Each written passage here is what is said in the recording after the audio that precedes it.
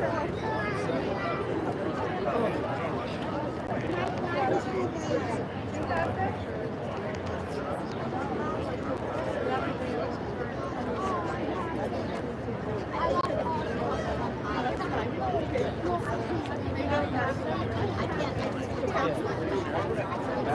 You probably should have some mama.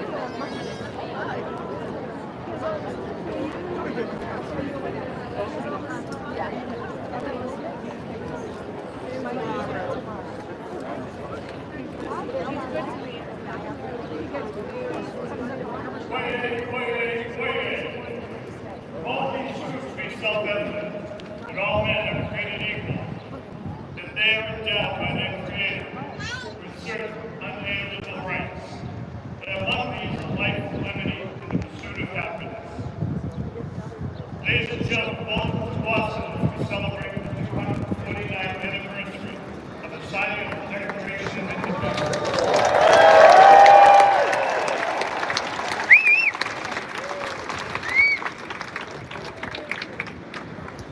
How appropriate that we are here today, just outside this building, on March 5th, 1770, 5 men were among the first casualties of the Battle of Independence, and what will later be known as the Boston Massacre. From 1771 to 1782, the patriotic declaration had been written from this very balcony. On July 18, 1776, the Declaration of Independence to the citizens of Boston was first proclaimed to the citizens of Boston from this very spot.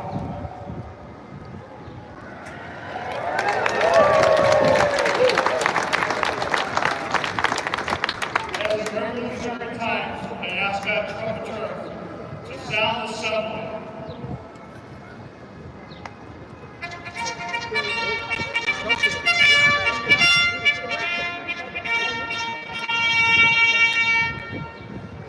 I now call upon the City of Boston Veteran Services Commissioner and 20-year retired Navy veteran, Robert Santiago, to lead us in the Pledge of Allegiance.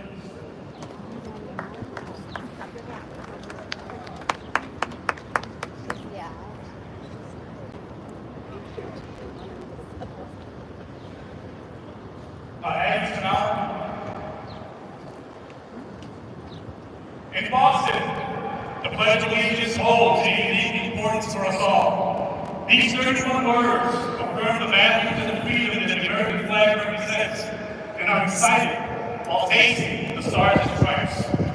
On this July 4th, in the heart of the city where the American Revolution was born, we gather not only to celebrate our independence, but to reflect on the values that unite us as a people. While we recite the Pledge of Allegiance, first written in 1892 and later evolved and included in the U.S. Flag Code in 1942, we not only honor the flag, we are renewing a promise to be one nation, a promise to defend liberty, and a promise to strive for justice for all.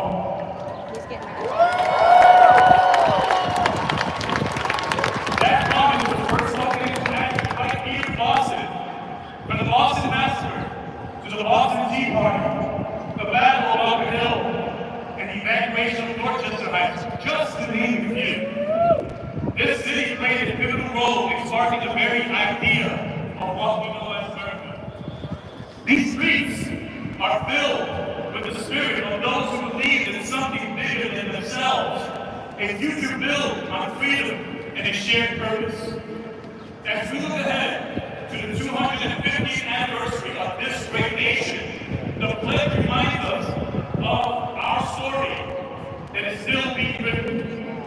Today, as Americans, let us recite the pledge not out of routine, but with gratitude, with reflection, and with resolve.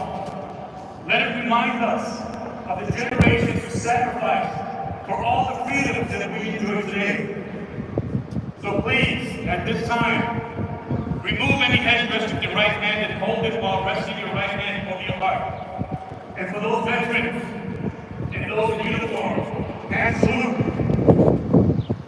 And join me in reciting our Pledge of Allegiance. I pledge allegiance to the flag of the United States of America and to the republic for which it stands, one nation, under God, indivisible, with liberty and justice for all. Thank you.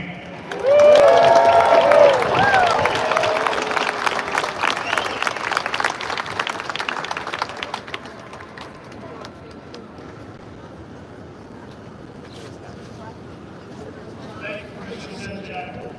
Now our victims, the Boston Police Department, Officer McNulty will sing. God bless America. Ladies and gentlemen, please receive McNulty.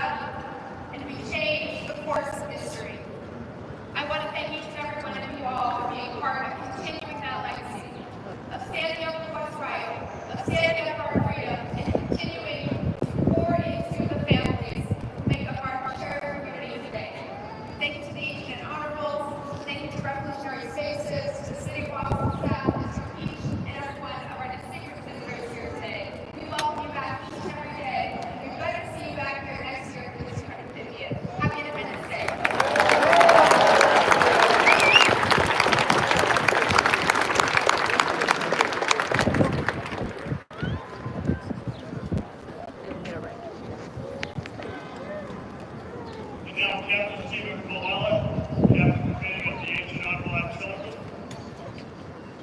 will read the Declaration of Independence.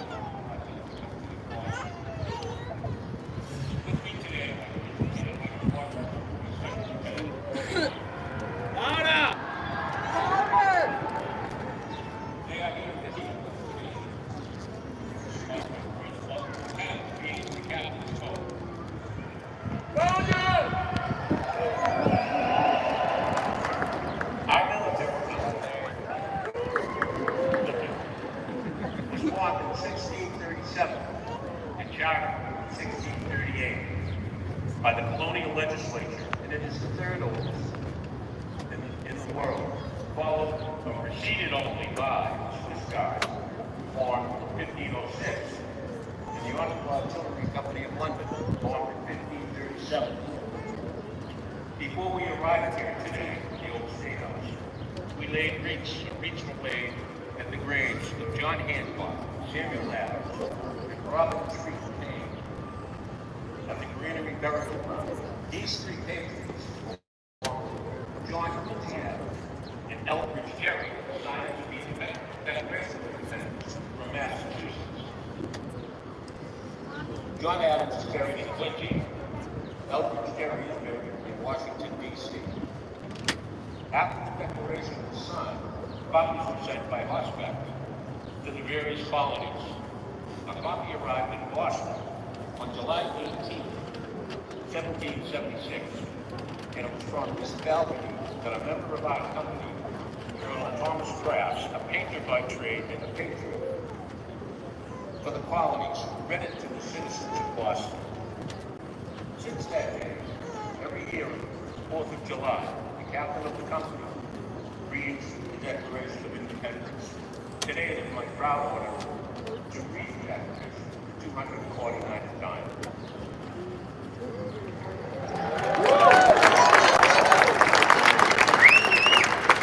On the action of the Second Continental Congress, July 4th, 1776, the unanimous declaration of the 13th United States of America, when in the course of human events, it becomes necessary for one people to dissolve the political bonds which have connected them with another, and to assume among the powers the separate legal station which the laws of nature and of nature's God entitle them.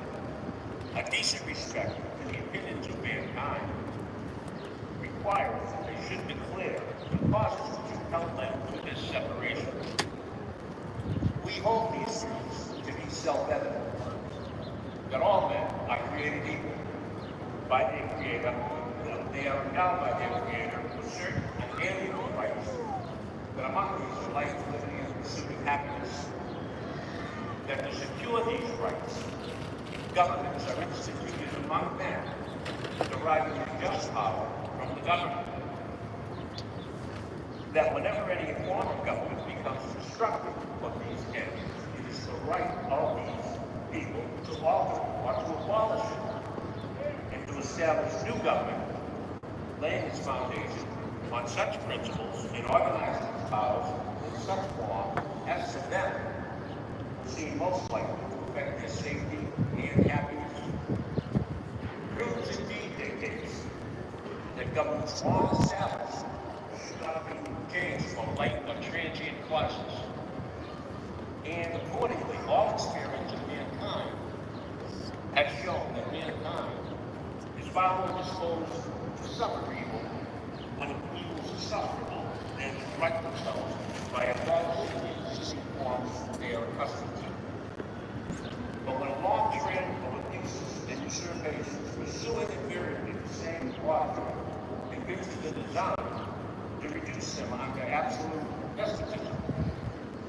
right to these refugees to throw off such government and to provide new guards for their future security. Such has been the basic substance of these colonies, such is now a necessity which can transcend all the former systems of government. The history of the present King of Great Britain is a history of repeated injury and usurpations, all having in direct object the establishment of an absolute tyranny over these states. To prove this, and in fact to be submitted to a candid world, he has refused his assent to laws that are socially necessary for the public good. He has forbidden his governments to pass laws, immediate repression, unless suspended their operation until his assent should be obtained. And when so suspended, he has utterly neglected to attend to them. He has refused to pass other laws for the accommodation of the large districts of people, unless those people would relinquish the right of representation in the legislature, a right inestimable to them, if formidable to tyrants only. He has called together legislative bodies at places unusual, uncomfortable, and distant from the repository of public records, for the sole purpose of teaching them in compliance with his measures. He has dissolved representative houses of the people for opposing the purpose and invasion of the rights of the people. He has refused for a long time, after such dissolutions, to cause others to be elected, whereby the legislative powers, incapable of annihilation, have returned to the people, that large for their exercise. The state remaining in the meantime, exposed to all dangers of invasion without चक्कर हो गया हमारे He has endeavored to prevent the population of these states for that purpose obstructing the laws of naturalization of foreigners, refusing to pass others to encourage the migration hither, and raising the condition of new appropriations of land. He has obstructed the administration of justice by refusing to assent for laws or establish judiciary powers. He has made judges dependent on his will alone for the tenure of their offices and the amount of payment of their salaries.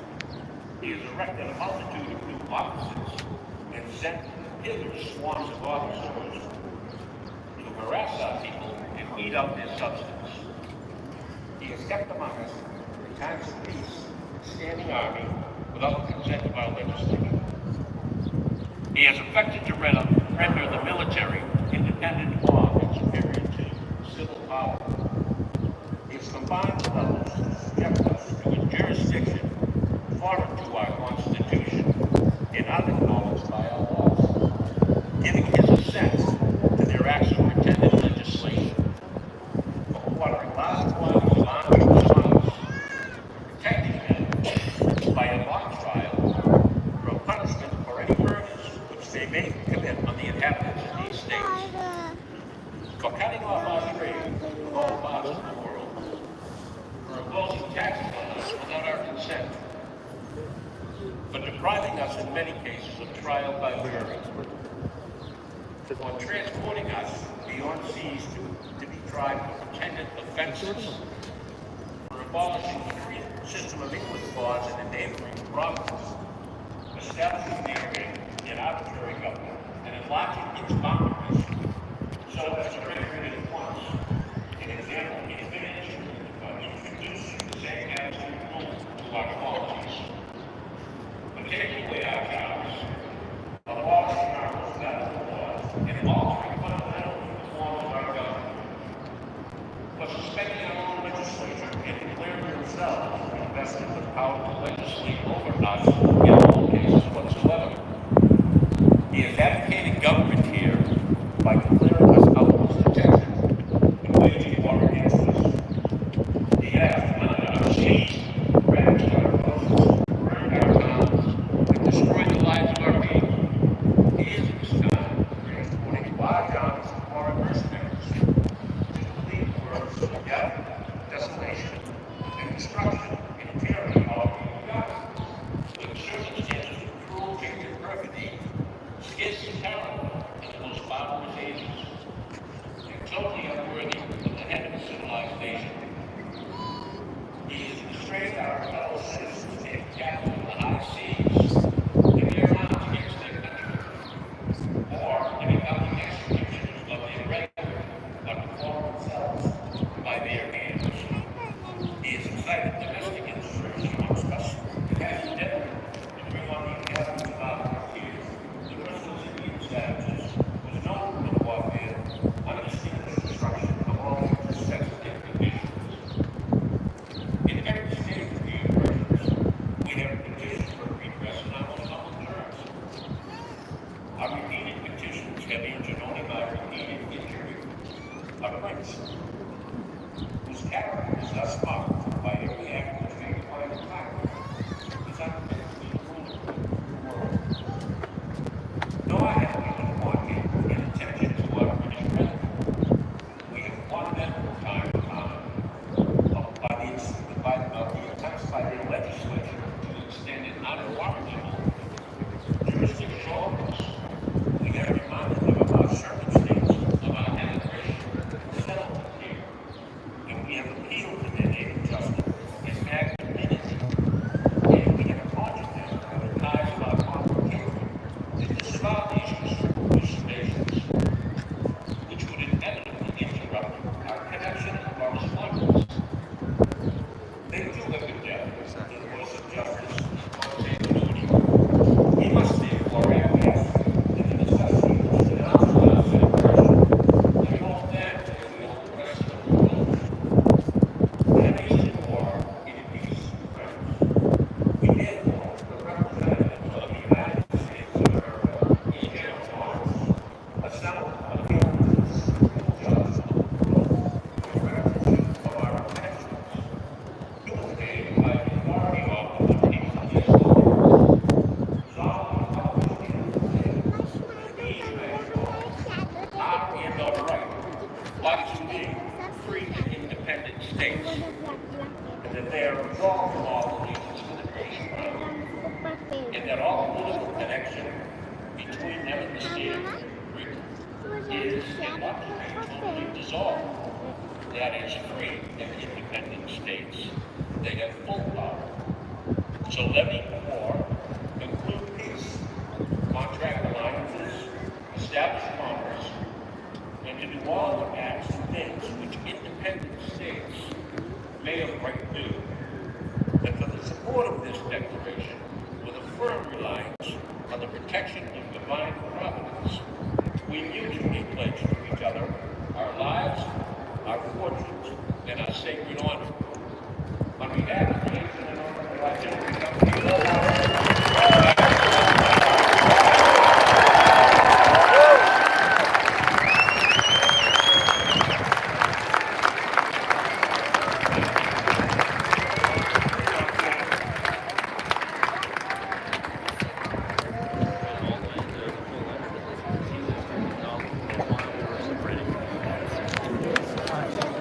I was holding my leg, though. I was holding my leg.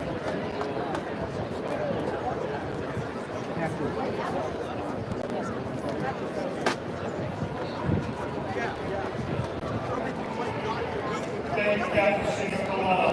At this time, it's not a military man of the direction of the family who will take the individual into the silence.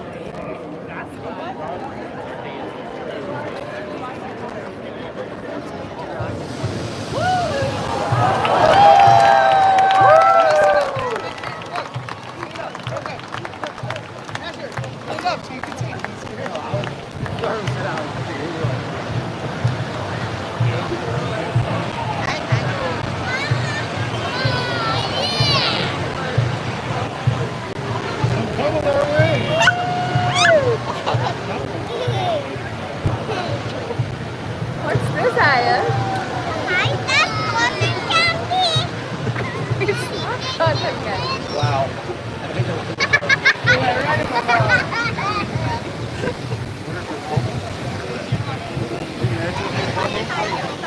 I like that cotton candy. You know, I smell it. It's cotton candy. Daddy, look at they're all going this way.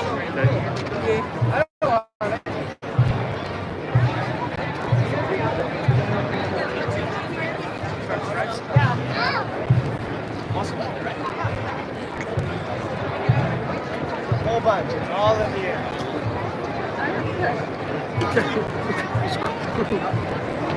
Daddy, that one. Oh, you found What are you guys gonna do? We got it. Constitution.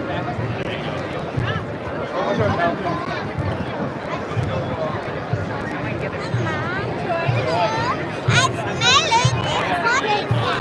What did Monty say? Rather than people go over there.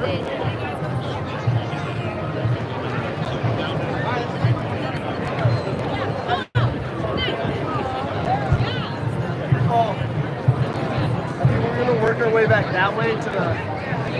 Right across the Esplanade. Tomorrow I'm gonna go see Earl on it. Okay. Anyway, and then I'll see my sister. And so she's in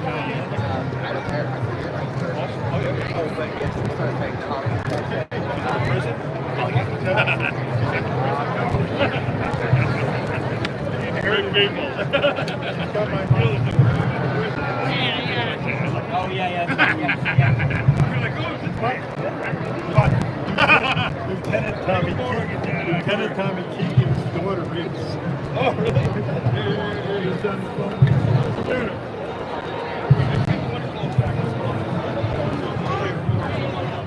Yeah. Nice.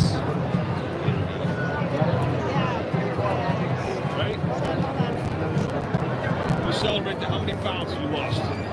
70. Make sure you like them. Sorry. Okay. I'll call you a little later. See what you do. Lovely to meet you. Yeah, good to see you. Tell them the important people I said hello. I will. The important ones. We'll see if they can.